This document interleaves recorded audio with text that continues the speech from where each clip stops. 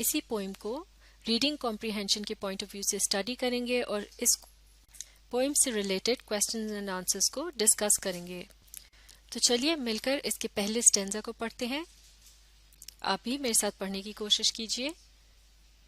I wandered lonely as a cloud that floats on high o'er vales and hills, when all at once I saw a crowd, a host of golden daffodils, beside the lake beneath the trees, fluttering and dancing in the breeze. तो चलिए अब सबसे पहले कुछ अहम अल्फाज के meanings को डिस्कस करते हैं। लफ्ज wandered से क्या मुराद है? walked here and there without purpose, यानी बगैर किसी मकसद के इधर उधर फिर रहा था। और वेल किसे कहते हैं? वैली या स्पेस बिटवीन हिल्स और माउंटेन्स, यानी पहाड़ों के दरमियान जो हमवार और ज़रा निचली सतह होती है उसे वैली कहते हैं। और होस्ट किसे कहते हैं? who receives or entertains other people, यानी जो लोगों का इस्तकबाल करते हैं और उनका ख्याल रखते हैं, जैसे कि मेज़बान होते हैं जो कि मेहमानों की देखभाल करते हैं या फिर उनको खुश रखने की कोशिश करते हैं। और डैफोडिल्स क्या होते हैं? ये ब्यूटीफुल येलो फ्लावर्स यानी पीले रंग के खूबसूरत से फूल होते हैं जो कि नरगिस की किस्म का एक फूल है। और फ्लटरिंग से मुराद है वेविंग इन ब्रीज, यानी हवा में लहराना।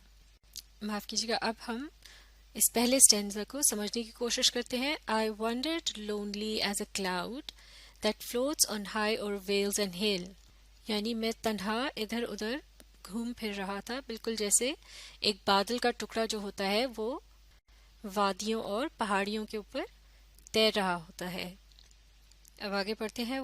When all at once I saw a crowd, a host of golden daffodils. तो अब यहाँ शायर ये कह रहा है कि अचानक मेरी नज़र एक ग्रोह या झुमगटे पर पड़ी जो कि सुनहरे रंग के डैफोडिल के फूल थे। गोया वो एक मेज़बान की तरह उसे खुशामदीद कर रहे थे, यानी जैसा कि वो शायर का इस्तकबाल कर रहे हों। आगे बढ़ते हैं। Beside the lake, beneath the trees, fluttering and dancing in the breeze. अब यहाँ शायर ने इर्द गिर्द के माहौल का नक्शा खींचते हुए बताया है कि वो फूल जो थे वो दरअसल एक झील के किनारे मौजूद थे, दरख्तों के नीचे, और वो हवा के झोंकों के साथ इस तरह इधर उधर लहरा रहे थे गोया वो रक्स कर रहे हों। Continuous as the stars that shine and twinkle on the Milky Way, they stretched in never-ending line along the margin of a bay. 10,000 saw I at a glance, tossing their heads in sprightly dance.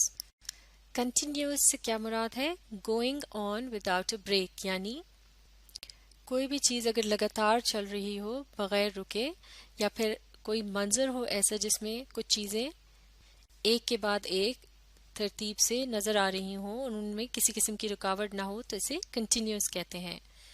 Milky वे से क्या मुराद है? A bright belt of stars in the sky, जैसे कि सितारों का एक झुरमुट आसमान में जो नज़र आता है, जहाँ बहुत से सितारे इकट्ठे एक पट्टी की सूरत में नज़र आते हैं, जिसे कहकशां भी कहा जाता है। बे किसे कहते हैं? स्मॉल पार्ट ऑफ सी और लेक, यानी जहाँ साहिल और समुंदर या फिर झील आपस में मिलते हैं, और ये अक्सर गोलाई की सूरत में होता है और इसमें 3 अतराफ में ज़मीन होती है और इसके दरमियान पानी होता है। ये इलाका जो होता है यहाँ अक्सर कश्तियाँ वगैरह जो है वो आकर रुकती हैं। एट अ ग्लांस से क्या मुराद है? क्विक लुक, यानी एक ही नज़र। और टॉसिंग से क्या मुराद है? राइजिंग एंड फॉलिंग, जैसे कि फूल इधर उधर जब लहरा रहे होते हैं तो ऐसा लगता है जैसे वो खुद को इधर उधर झटक रहे हैं, तो ये जो झटकने का अमल है इसे टॉसिंग कहा जाता है। और स्प्राइटली से मुराद है लाइवली या ब्रिस्क, यानी बहुत ही जानदार और पुरजोश। इससे पिछली वीडियो में जब हमने पहला स्टेंजा पढ़ा था तो उसमें हमने देखा था कि किस तरह से शायर इधर उधर घूमता हुआ एक झील के किनारे पहुंचा जहां उसने बहुत से पीले रंग के پھولوں کا جھرمٹ دیکھا جو کہ ہوا کے جھونکوں کے ساتھ اس طرح ادھر ادھر لہرا رہے تھے جیسے کہ وہ کوئی رقص کر رہے ہوں. اب اس سے یہ اگلا حصہ جو ہے اس میں کیا کہا جا رہا ہے؟ Continuous as the stars that shine and twinkle on the Milky Way. اب یہاں جو ہے شاعر جو ہے اس منظر کو کہ جس میں وہ لاتعداد پیلے رنگ کے پھول دیکھ رہا تھا ان کو وہ کمپیئر کر رہا ہے یا ان کا موازنہ کر رہا ہے ستاروں کے ساتھ، جیسا کہ ملکی وے ہوتا ہے یعنی ستاروں کا ایک جھرمٹ سا ہوتا ہے، بالکل اسی طرح سے یہ پھول دکھائی دے رہے تھے. اب یہاں ایک فگر آف اسپیچ بھی موجود ہے، as the stars that shine. جب لفظ ایز یا لائک کا استعمال کیا جاتا ہے دو مختلف چیزوں کا آپس میں موازنہ کرنے کے لیے کہ جن میں کوئی نہ کوئی چیز جو ہے یا ان کی کوئی خصوصیت جو ہے وہ آپس میں ملتی جلتی ہو، جیسے کہ پھولوں کو ستاروں کے ساتھ کمپیئر کیا جا رہا ہے کہ دونوں ہی جو ہیں وہ پیلے رنگ کے ہوتے ہیں اور وہ بہت چمکدار نظر آ رہے تھے. اس کے علاوہ وہ بہت کنٹینیوس تھے یعنی لا تعداد تھے، بے شمار تھے، اور پھولوں کا یہ جو جھرمٹ ہے وہ بالکل اسی طرح سے تھا جیسے کہ ستاروں کا جھرمٹ آسمان میں ہوتا ہے. تو یہاں جو فگر آف اسپیچ استعمال کیا گیا ہے اسے سملی کہا جاتا ہے. لہٰذا اس حصے سے متعلق اگر کوئی سوال پوچھا جائے تو اس میں یہ بھی پوچھا جا سکتا ہے کہ اس میں کون سا فگر آف اسپیچ استعمال کیا گیا ہے، جس کا جواب ہوگا سملی. اس کے علاوہ اگر اس حصے سے متعلق کوئی سوال آئے تو وہ یہ بھی ہو سکتا ہے What did the poet compare the flowers with in the first two lines of the second stanza?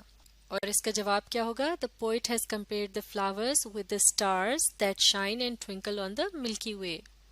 اب پڑھتے ہیں اگلا حصہ. They stretched in never-ending line along the margin of a bay.